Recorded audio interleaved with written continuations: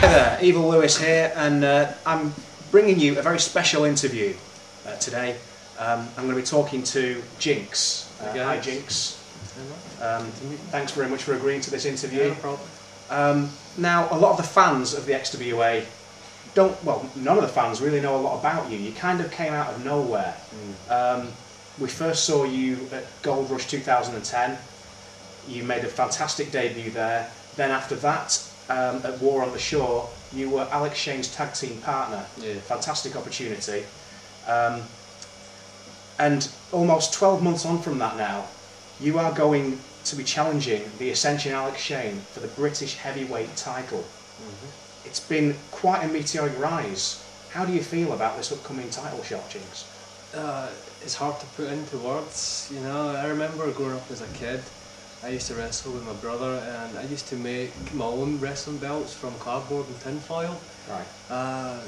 Like for us, you know, for myself especially, I've always wanted to wrestle, you know. It doesn't matter where it was, it's just wrestling was what I've always wanted to do. Yeah. I looked around for years and couldn't find anywhere, and then I came to XWA, and it was 2008's Goldrush. I was actually sitting in the audience. Oh, right. And I remember thinking to myself that I'd love to be in there, you know, and now I've been here, this is my third year in XWA, and I'm up for this British heavyweight title, and I'm absolutely shocked that it's came like that, you know, just so fast for me. But yeah, it's hard for me to really express how I feel about actually having that opportunity, but it's blown my mind. I can imagine, yeah. From, you know, coming out of nowhere, a year later, Yeah, British heavyweight title shot. Yeah. That's you know, it's a heck of an achievement in itself.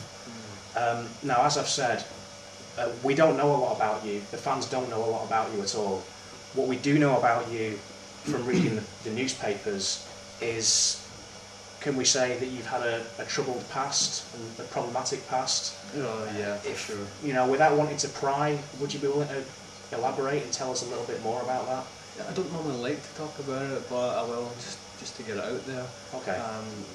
I grew up in a broken home. My mum and dad divorced when I was only 3 years old, and my mum was granted custody of us. Even from a young age, she was abusive. My first actual memory of the abuse was she said a swear word, and as a young child I repeated what she had said, and she grabbed Fairy Liquid, she grabbed me by the throat and took my head back and squeezed Fairy Liquid in my throat to wash the bad words out my mouth, is what she had told me. As my brother grew up as well, he's a year younger, he started receiving the same treatment, and for years it continued. I would walk past her and she'd be smoking a cigarette, and she thought it was funny to lean over and touch me with the hot part of the cigarette. She once put me in a bath and she forced me under the water to dry my hair, and to wash my hair.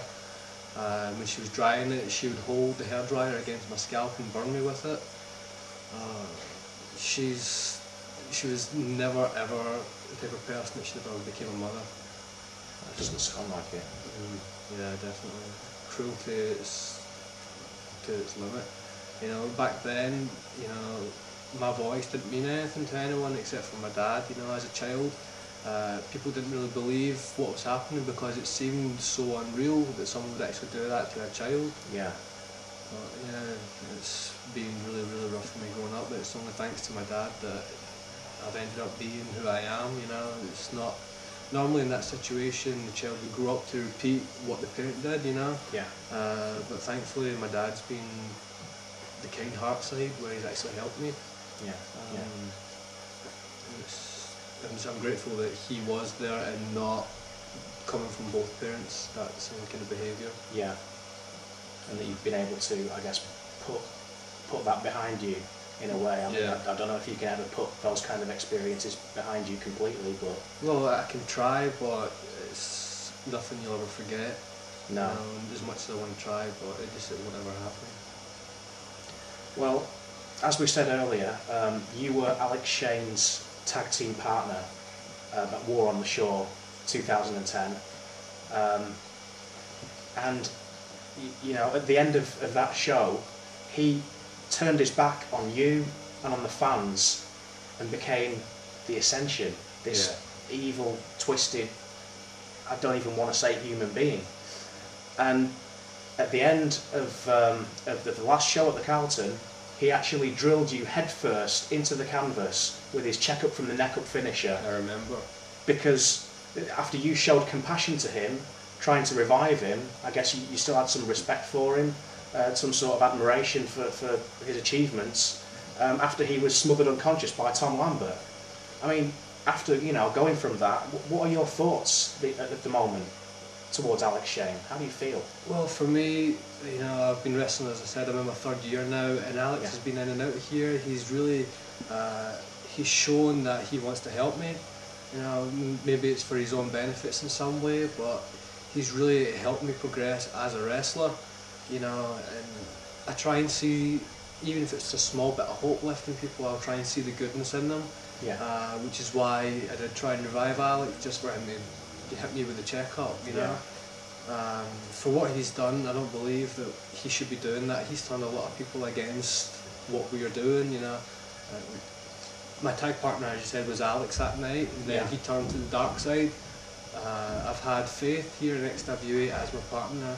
He's turned her to the dark side, and I don't know if he's trying to get at me like that, but I ain't going to stand for it. No matter what he does, he won't pull me in. Good to hear. Well, there's one final question I've got for you, which is it's the same question that I'm sure a lot of XWA fans will be asking themselves and will be wanting me to ask you. You know, there's a big difference between yourself and Alec Shane. As you say, you've been wrestling, involved in wrestling for, did you say 3 years? Yeah, 3 years here. It's been nearly a year since you made your debut on an XWA show. Alec Shane's been wrestling for over 10 years, and he's a lot bigger than you. I know size isn't always everything, but he's got the size advantage, he's got the experience. A lot of people aren't going to give you any hope or a cat in hell's chance of upsetting the odds and beating Alec Shane and becoming the next British heavyweight champion. What have you got to say to those people? Can you bring home the British heavyweight champion on February the 19th? You're damn right I can. Alex may have the experience over me, but normally in that situation they get too ahead of themselves, and I will definitely be able to pull out that victory. I've beaten the odds. I was in, as you said, my debut was in the Goldrush. Yeah. I got the first elimination of the night, although I did get eliminated by cyanide. Yeah. I've wrestled toe-to-toe with Axel Rage, and I've beaten him on numerous occasions. At the last show, I eliminated 10 people in the Student Goldrush. That's right, yeah. And Alec Shane's shoulders will be pinned to the floor for a 1, 2 and 3. Well, very decisive, very adamant words there from Jynkz. I think if anyone's got a shot of toppling Alec Shane and winning the British heavyweight title, I think it could well be this man here. Jynkz, thank you once again for this interview. It's been an absolute pleasure. Alex, I've got a message for you. You said in an interview once that my heart was already half black. Well, on February 19th, you're going to realise you were wrong about that. It is black.